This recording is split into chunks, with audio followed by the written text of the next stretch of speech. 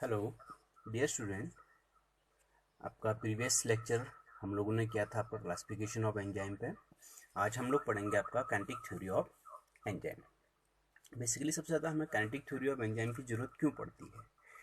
अगर एंजाइम की किसी भी एंजाइम मैकेनिज्म को अगर हमें कंप्लीट समझना है तो उसके लिए हमें सबसे पहले काइनेटिक थ्योरी ऑफ एंजाइम के बारे में पता होना चाहिए। इट मीन्स आपकी एंजाइम कॉन्सेंट्रेशन का, सबस्ट्रेट कॉन्सेंट्रेशन का, टेम्परेचर का और पीएच का आपकी रेट ऑफ रिएक्शन पे क्या इफेक्ट पड़ता है। सबसे पहले 1913 में मिचलिस एंड मेंटेन दो अलग साइंटिस्ट थे जिन्होंने kinetic theory of enzyme propose की। इसमें सबसे पहले आपका जैसे एंजाइम और सबस्ट्रेट के आपस में बाइंड होकर एंजाइम सबस्ट्रेट कॉम्प्लेक्स बनेगा। फिर एंजाइम सबस्ट्रेट कॉम्प्लेक्स बनने के बाद आपका प्रोडक्ट एंड एंजाइम अलग हो जाएगा। तो इस सारी थ्योरी में आपके कंसंट्रेशन ऑफ सबस्ट्रेट का क्या इफेक्ट पड़ेगा या कंसंट्रेशन ऑफ एंजाइम का क्या इफेक्ट पड़ेगा at a low and high रखने पे। तो लेट बी स्टार्ट। सबसे पहले अगर हम लोग देखें तो आपके सपोज मैंने कहा आपके पास एक एंजाइम है। एंजाइम और सबस्ट्रेट के आपस में बाइंड होकर एंजाइम सबस्ट्रेट कॉम्प्लेक्स की फॉर्मेशन करता है। ठीक है, देन आपका प्रोडक्ट फॉर्मेशन हुआ और एंजाइम आपका सेपरेटली अलग हुआ, क्योंकि एज ए एंजाइम किस तरह वर्क करता है आपका बायोलॉजिकल कैटलिस्ट की तरह। अगर हम लोग फर्स्ट में देखें ENS, जो आपका इसमें K1 है। K1 is the rate constant for formation of ES यानी enzyme substrate complex and K-1 is decomposition of ES। ठीक है, तो बेसिकली जो आपका फर्स्ट स्टेप है इसमें, ये आपको जो आपका एंजाइम सबस्ट्रेट कॉम्प्लेक्स की फॉर्मेशन है, ये आपके पास एज ए फास्ट स्टेप में होती है। ये आपके पास फास्ट स्टेप रिएक्शन है। ठीक है, और सेम आपका रेट ऑफ डिकम्पोजिशन भी आपका फास्ट स्टेप होता है इसमें। But rate of formation of product यानी आपका रेट कांस्टेंट जो आपका K2 है, इसमें जो आपका रेट फॉर्मेशन ऑफ प्रोडक्ट का है, ये आपके पास स्लो स्टेप रिएक्शन होती है। ये आपके पास as a slow step reaction है। ठीक है, तो मेनली आपका जो रेट ऑफ रिएक्शन डिपेंड करेगा या रेट डिटर्मिनेशन स्टेप जो होगा वो आपके पास K2 सेकेंड स्टेप होगा। ठीक है, जैसे कि हमने पहले आपका एक्सप्लेन कर चुके हैं। E आपका क्या है, concentration of free enzyme. S is a substrate concentration. ES is a concentration enzyme substrate complex.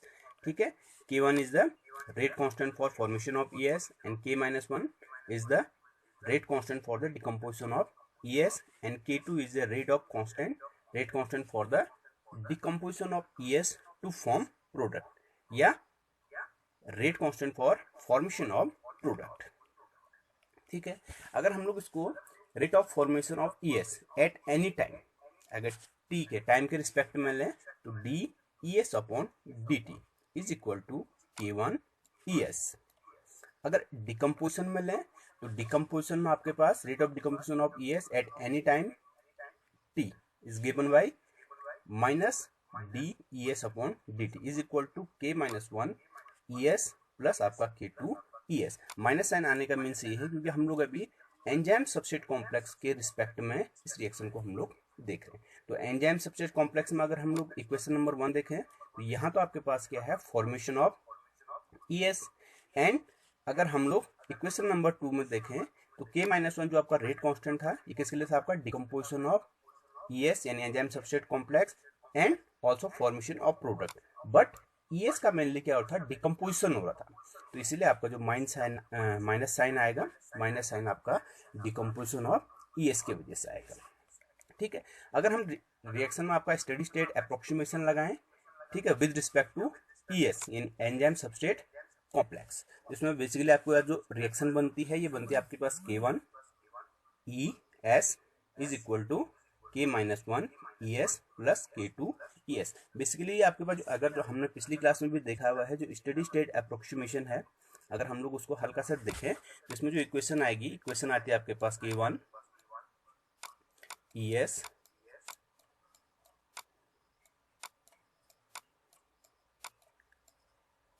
Minus K-1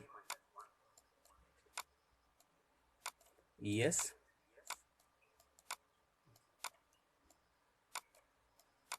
then minus K2 ES। ES is equal to 0 according to steady state approximation. उसी के according अगर हम दोनों को right hand side में ले जाएं तो आपके पास इक्वेशन नंबर 3 हमारे पास आ जाती है। ठीक है, अगर हम लोग टोटल एंजाइम कॉन्सेंट्रेशन को देखें जो टोटल इन्वॉल्व हुआ, तो एंजाइम कॉन्सेंट्रेशन आपके टू टाइप से आपके पास इन्वॉल्व हो रहा है। एक एंजाइम जो आपके पास फ्री एंजाइम के कॉन्सेप्ट में था, और अंदर एक जो आपके पास एंजाइम सबस्ट्रेट की कंसंट्रेशन के साथ इन्वॉल्व था। ठीक है, तो हम total concentration of enzyme present E not से हम इसे प्रेजेंट करेंगे इज इक्वल टू द किसके सम के अपॉन बराबर हो जाएगा ये आपका, एक तो जो आपके पास फ्री एंजाइम है, ये वाला जो आपके पास फ्री एंजाइम है, और प्लस आपके पास जो एंजाइम सबस्ट्रेट कॉम्प्लेक्स में जो एंजाइम की कंसंट्रेशन। तो हमारा इक्वेशन बनती है आपके पास E nought is equal to E plus E S is equal to आपका ई, अगर सिंप्लीफाई करें इसके तो ई इज इक्वल टू आपका E not minus E S, this equation number 4। ठीक है, put the value of equation number या put the value of E in equation number 3। अगर हम लोग इक्वेशन नंबर 3 देखें, ठीक है, तो इसमें ई की वैल्यू हमने यहाँ पर आपकी क्या कौन सी ये वाली वैल्यू आपने पुटअप करनी है। तो जब पुटअप वैल्यू पुटअप हो जाएगी तो पुटअप होने के बाद आपके पास आएगा K1 E not minus E S in bracket close and S concentration of substrate minus equal to K-1 enzyme substrate complex plus K2 enzyme substrate complex. इसको और थोड़ा सा सिंप्लीफाई किया, यानी आपका K1 से अगर अंदर मल्टीप्लाई करते हैं तो आपका इक्वेशन बनेगी आपके पास K1 E not S minus K1 E S और एस, यानी एंजाइम सबस्ट्रेट कॉम्प्लेक्स और आपके पास S is equal to K-1 E S plus आपके पास K2। ठीक है, इसको थोड़ा सा और सिंप्लीफाई करें, जो आपके पास जो माइनस वैल्यू है इसको आप राइट हैंड साइड में अगर ले जाते हैं हम लोग, तो हमारे पास इक्वेशन बनती है K1 E not S is equal to K1 E S S plus K-1 E S plus K2 E S. अब इस वाले पोर्शन में अगर हम लोग ई एस को कॉमन लें, इस वाले पोर्शन में हम लोग अगर ई एस को कॉमन लेते हैं तो हमारा जो फॉर्मेशन आती है यहाँ से आपका ई एस कॉमन आएगा, ये ई एस कॉमन आ गया, ये ई एस कॉमन, तो हमारे पास ऊपर बचेगा आपके पास K1 एस K-1 एंड आपका प्लस K2। तो यहाँ से ई एस की वैल्यू अगर निकालते हैं तो ई एस इक्वल टू आपके पास K1 E not S upon K1 S plus K-1 plus K2। ठीक है, अब नेक्स्ट स्टेप में अगर हम लोग K1 से जो आपके पास एक K1 है इसके डिनोमिनेटर और नोमिनेटर दोनों में अगर आपका डिवाइड कर दें तो इक्वेशन में तो वैसे भी कोई फर्क नहीं पड़ेगा।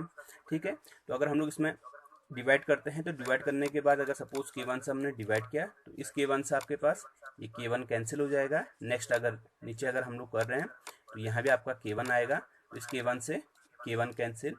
ठीक है, तो आपका जो टोटल इक्वेशन बनेगी आपके पास E S equal to E not S upon S plus K-1 plus K2 in bracket close upon K1। ठीक है, तो यहां से आपके पास ई एस की वैल्यू आ गया आपके पास E not S upon S plus Km basically आपके पास जो है इसको हम लोग मिचेलिस कांस्टेंट कहते हैं, और Km इक्वल टू आपके पास होता है Km equal to K-1 plus K2 केवल K2 अपॉन K1। ठीक है, जो आपके पास ये वैल्यू, ये आपका टोटली आपका K-1 भी आपका रेट कांस्टेंट है, K2 भी आपके पास रेट कांस्टेंट है, अपॉन K1 भी आपके पास क्या है रेट कांस्टेंट है। ठीक है, तो बेसिकली अगर हम लोग देखें तो जो आपका Km है जिसको हम लोग मिचेलिक कांस्टेंट कह रहे हैं, तो आपका बेसिकली है क्या, ये आपका rate constant for the decomposition of E S, क्योंकि हमने इससे पहले भी देखा था आपके पास जो K-1 था, K-1 की चीज के लिए था आपका decomposition of enzyme substrate complex, and K2 is a decomposition of ES for the formation of product. ठीक है, तो फॉर्मेशन ऑफ प्रोडक्ट में भी आपका ES का डिकम्पोजिशन हो रहा था और K-1 में भी आपका ES का डिकम्पोजिशन होता है। तो दोनों के दोनों आपके पास क्या है डिकम्पोजिशन, यानी rate constant for decomposition of enzyme substrate complex upon rate constant for formation of enzyme substrate complex. ठीक, नेक्स्ट अगर हम लोग आगे चलेंगे इसी में तो आपका the breakdown of the enzyme substrate complex to product being to so determine the rate of reaction. जैसे मैंने आपको पहले भी कहा था कि जो आपकी स्लो स्टेप रिएक्शन थी, जहां हम लोग इक्वेशन नंबर फर्स्ट देख रहे थे, बेसिकली अगर आपको दिखाऊं मैं इसमें, ये यहाँ मैंने आपको कहा था एज आपके पास क्या है, ये आपका रिडिटर्मिनेशन स्टेप होगा, तो मेनली आपका इस पर डिपेंड होगा। ठीक है, तो यहाँ अगर हम लोग देखते हैं इसमें, तो v इक्वल टू यानी K2ES, क्योंकि आपका बेसिकली आपका फॉर्मेशन आपके इसी पर, तो यही आपका क्या होगा, रिडिटर्मिनेशन स्टेप होगा। Put the value of ES from equation number 5। ठीक है, अगर हम लोग यहाँ से इस वैल्यू को इक्वेशन नंबर 5 में पुट अप करें, ठीक है, तो इक्वेशन नंबर 5 है, तो यहाँ से हम लोग ES की वैल्यू हम लोग क्या करेंगे, इसमें पुट अप करते हैं, तो आपके पास इक्वेशन आती है v इक्वल टू K2, और ES की वैल्यू आपके पास ऊपर थी, आपके पास E0 plus S upon S plus Km, this is the value of ES। ये वैल्यू आपके पास क्या आएगी, ES की वैल्यू आएगी। ठीक है, अब अगर हम लोग सपोज इसमें देखें, अगर इसमें आपके पास सबस्ट्रेट की कंसंट्रेशन क्या हो, बहुत लो हो, ठीक है, all the enzyme reacted with the substrate and reaction will be going maximum rate, no free enzyme will remain and so the E not is equal to आपका ES। ठीक है, अगर एंजाइम सबस्ट्रेट, बेसिकली जो आपका substrate है, substrate की concentration आपका क्या होती है, बहुत ज़्यादा लो होती है, अगर लो होगी तो एंजाइम की कंसंट्रेशन क्या हो जाएगी, बहुत ज़्यादा। ठीक है, तो इतनी ज़्यादा हो जाएगी जो आपके पास टोटल एंजाइम कंसंट्रेशन है और जो आपका एंजाइम सबस्ट्रेट कॉम्प्लेक्स की कंसंट्रेशन है, दोनों के दोनों आपके पास क्या हो जाएंगे, इक्वल। तो इस कंडीशन में हम लोग लिख सकते हैं जो आपका वी मैक्स है, ठीक है, जहां हम लोग पहले आपका वी इक्वल टू क्या कह रहे थे, आपके पास K2ES। ठीक है, तो यहां से आपके पास जो वी मैक्स हो जाएगा यानी आपका मैक्सिमम रेट। ठीक है, तो मैक्सिमम रेट आपके किसके इक्वल होगा, आपका K2 इक्वल टू E0 के। ठीक है, दिस इज इक्वेशन नंबर 8। ठीक है, और अगर हम लोग क्या करें, on putting the equation number 8 in equation 7, अगर 7 में वैल्यू पुट अप करते हैं, तो 7 में वैल्यू पुट अप करने के बाद यहाँ ई नोट की वैल्यू हम लोग पुट अप कर सकते हैं। ठीक है, तो पुट अप करने के बाद ई नोट था,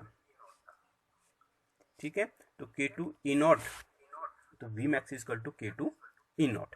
ठीक है, तो यहाँ से हम लोग लिख सकते हैं आपका V इक्वल टू आपका V max S upon S plus Km। ये आपकी जो इक्वेशन है, इक्वेशन नंबर 9, यही आपकी क्या है, मिचलिस मेंटेन इक्वेशन को हम लोग इस इक्वेशन से डिनोट करते हैं। अगर हम लोग मिचलिस मेंटेन इक्वेशन में अगर डिफरेंट कंडीशनों को आप अगर अप्लाई करते हैं, ठीक है, जैसे मैंने कहा अगर सबसेट की कंसंट्रेशन आपकी मिचलिस कांस्टेंट से कम है, बहुत कम है, या आपके पास जो Km है, Km बहुत ज़्यादा है आपके पास, किसके कंपेयर में, आपके पास सबसेट कंसंट्रेशन के कंपेयर में, तो अगर हम इन पॉइंटों को अगर कोरिलेट करें, तो कोरिलेट करने के बाद हमें कुछ रिजल्ट मिलते हैं। जैसे first is when substrate is much less than Km, the substrate can be neglected in the denominator and equation 9 is given as। अगर सपोज मैंने कहा कि जो आपके जो इस इक्वेशन में अगर हम लोग देखें, जो आपका सबस्ट्रेट है, अगर सबस्ट्रेट की कंसंट्रेशन बहुत ही लो हो, ठीक है, किसके कंपेयर में, आपके पास Km के कंपेयर में। ठीक है, तो Km के कंपेयर में आपका S क्या हो जाएगा, नेग्लेक्ट हो जाएगा। सो इक्वेशन हमारे पास क्या बनेगी, V equal to V max S upon Km। अगर बेसिकली हम लोग देखें वी मैक्स और Km, ये आपका एज ए क्या है, कांस्टेंट, ये आपका क्या एज ए कांस्टेंट है। तो इस कंडीशन में अगर हम लोग देखें, जो रेट ऑफ रिएक्शन है वो टोटली डिपेंड कर रही है कंसंट्रेशन ऑफ सबस्ट्रेट। ठीक है, कंसंट्रेशन ऑफ सबस्ट्रेट पे डिपेंड कर रही है, यानी अगर हम लोग इस रिएक्शन को फॉलो करें तो ये आपका first order of reaction show कर रहा है, क्योंकि टोटली आपका किस पे है, केवल आपका कंसंट्रेशन ऑफ सबस्ट्रेट पे डिपेंड कर रहा है, तो इसलिए आपका ये फर्स्ट ऑर्डर ऑफ रिएक्शन। ठीक है, another point is suppose when S is much greater than Km, Michaelis constant. ठीक है, the Km can be neglected in the denominator and equation 9 is. ठीक है, तो अगर इस इक्वेशन में आपके पास Km आपके पास क्या हो, ठीक है, बहुत लेस हो, किसके कंपेयर में, आपका सबस्ट्रेट कंसंट्रेशन की। ठीक है, तो यहाँ से अगर हम लोग इस इक्वेशन में देखें तो V इक्वल टू हमारे पास क्या था, V इक्वल टू हमारे पास था V max S upon S into KM। ठीक है, तो KM तो आपका नेगलेक्ट हो गया, तो आपके पास कितना क्या बचा, खाली आपके पास कंसंट्रेशन ऑफ सबस्ट्रेट बची। ठीक है, तो इक्वेशन आपके पास ये आ जाएगी। ठीक है, तो S से S कैंसिल, तो आपके पास जो इक्वेशन आएगी V equal to V max. ठीक है, अगर इस इक्वेशन में हम लोग अगर देखें कब, जब आपके पास क्या हो, सबस्ट्रेट की कंसंट्रेशन बहुत ज़्यादा हो, किसके कंपेयर में, आपके पास मिचेलिस कांस्टेंट के कंपेयर में। तो यहाँ से आपके पास देखें ये आपका V मैक्स ऑलरेडी क्या है, जो कांस्टेंट वैल्यू है। ठीक है, तो V इक्वल टू किसी की कंसंट्रेशन पर डिपेंड नहीं कर रहा है। इट मीन्स इस कंडीशन में ये आपके पास जीरो ऑर्डर ऑफ रिएक्शन को शो करेगा, जीरो ऑर्डर ऑफ रिएक्शन को शो करेगा। ठीक है, तो ये जीरो ऑर्डर ऑफ रिएक्शन को सेंड करेगा। ठीक है, बट नेक्स्ट थिंग, अब कंडीशन क्या है, जब आपके पास दोनों के दोनों क्या हो, बराबर हो, यानी Km और आपका कंसंट्रेशन ऑफ सबस्ट्रेट दोनों के दोनों आपके पास क्या हो, अगर इक्वल होते हैं, तो इक्वल की कंडीशन में अगर हम लोग देखें तो यहां से आपके पास क्या हो जाएगा, V equal to 1/2 V max. कैसे हो जाएगा, इक्वेशन आपके पास क्या थी, फिर से अगर हम लोग देखें इसको, तो ये आपके पास V max S is equal to S, और यहाँ हमारे पास क्या बोल रहा है कि अगर आपके पास क्या हो जाए, Km इक्वल टू S हो जाए। ठीक है, तो यहाँ Km की जगह पर हम लोग क्या रख देते हैं, S रख देते हैं। ठीक है, तो इक्वेशन आपके पास बन जाएगी V max into S upon 2S। ठीक है, तो S से S कैंसिल, तो आपके पास V इक्वल टू क्या आ गया, आपका 1/2 V max. This is equation number 12। ठीक है, तो thus the Michaelis constant is equal to the substrate the concentration when the rate of reaction is half of it maximum value. ठीक है, अगर हम लोग ग्राफ के अकॉर्डिंग इस चीज को अगर प्लॉट करते हैं तो ग्राफ में देखिए ये आपकी सबस्ट्रेट कंसंट्रेशन है, और ग्राफ जो मेनली प्लॉट हो रहा है आपका कंसंट्रेशन ऑफ सबस्ट्रेट एंड आपका रेट ऑफ रिएक्शन आर की। ठीक है, तो अब लोग हम लोग तीनों कंडीशन जो हम लोगों ने अप्लाई करी थी, अगर उसको ग्राफ के अकॉर्डिंग देखें तो फर्स्ट कंडीशन क्या थी हमारे पास, जब आपके पास सबस्ट्रेट क्या हो, सबस्ट्रेट की कंसंट्रेशन बहुत लेस हो, कम हो, किसके कंपेयर में, Km के कंपेयर में। ठीक है, तो यहाँ आपके पास सपोज इस पॉइंट पर अगर हम लोग देखें तो सबस्ट्रेट ऑफ कंसंट्रेशन क्या है, बिल्कुल लेस है, किसके कंपेयर में, Km के कंपेयर में। ठीक है, तो यहाँ से आपके पास R इक्वल टू क्या आ जाएगा, V max S upon Km। तो ये पॉइंट है, तो यहाँ पर आपको जो ये पॉइंट शो करेगा, ये आपको कौन सी रिएक्शन को शो करेगा, ये आपका फर्स्ट ऑर्डर ऑफ रिएक्शन को शो करेगा। ठीक है, अंदर हमने सेकंड कंडीशन हमने देखी थी कि भाई जब आपका क्या हो जाए, कंसंट्रेशन ऑफ सबस्ट्रेट बहुत ज्यादा हो जाए, किसके कंपेयर में, Km के कंपेयर में। ठीक है, और जो आपका इंटरसेप्ट है, ठीक है, इंटरसेप्ट मतलब जब आपके पास Km की वैल्यू है जो आपके पास हाफ कंडीशन में आ गई, ये आपके पास हाफ पॉइंट है, जहां आपके पास ये है Km is equal to S। ठीक है, तो आपका V किस पे डिपेंड कर रहा था, 1/2 V मैक्स। ठीक है, तो ये आपका जो इंटरसेप्ट पॉइंट है यहाँ पे। ठीक है, तो ये आपकी Km की वैल्यू है, ये Km की वैल्यू है। ठीक है, तो यहाँ अगर हम लोग देखें जीरो ऑर्डर ऑफ रिएक्शन को, तो इस ग्राफ के अकॉर्डिंग क्या था, जब S की कंसंट्रेशन बहुत ज्यादा हो जाए, ठीक है, किसके कंपेयर में, आपका Km के कंपेयर में।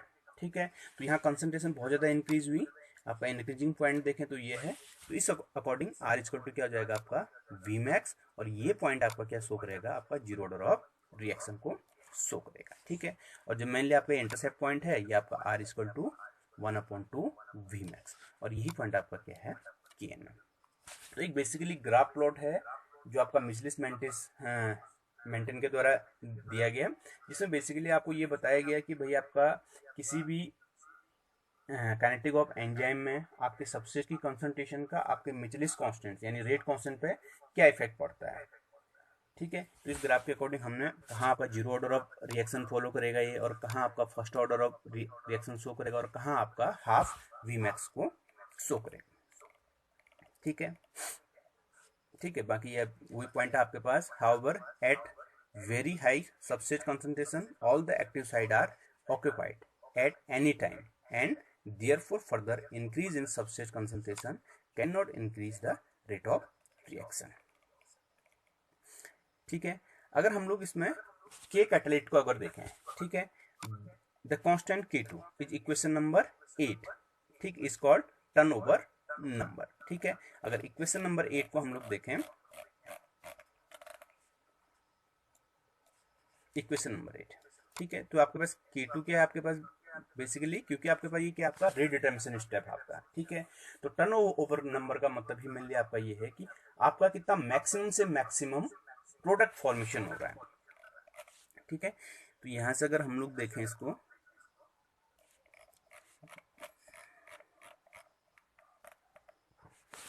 ठीक है, तो equation 8 is called turnover number, it is often called as K catalyst. ठीक है, therefore equation is a Vmax is equal to आपके पास क्या होगा आपका के कैटालिस्ट और आपका ई नॉट। ठीक है, the turnover number is the maximum number of substrate molecule convert into product. जैसे हमने इससे पहले भी कहा, जो आपका बेसिकली जो आपका टर्नओवर नंबर होता है किसी भी चीज का, वो आपका कितना मैक्सिमम से मैक्सिमम सबस्ट्रेट मॉलिक्यूल आपका कन्वर्ट हो जाता है प्रोडक्ट में, that is called turnover number.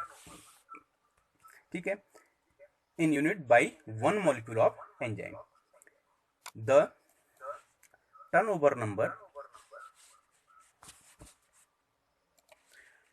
number for most enzyme lie in the 1 minus 10 की power 4 per second। catalyst efficiency is determined by the, ठीक है, जो बेसिकली आपका कैटालिटिकल एफिशिएंसी को हम लोग कैलकुलेट करते हैं, तो कैलकुलेट होती है आपका के कैटालिटिकल, यानी आपका रीडिटर्मिनेशन रेट कांस्टेंट, ठीक है, अपॉन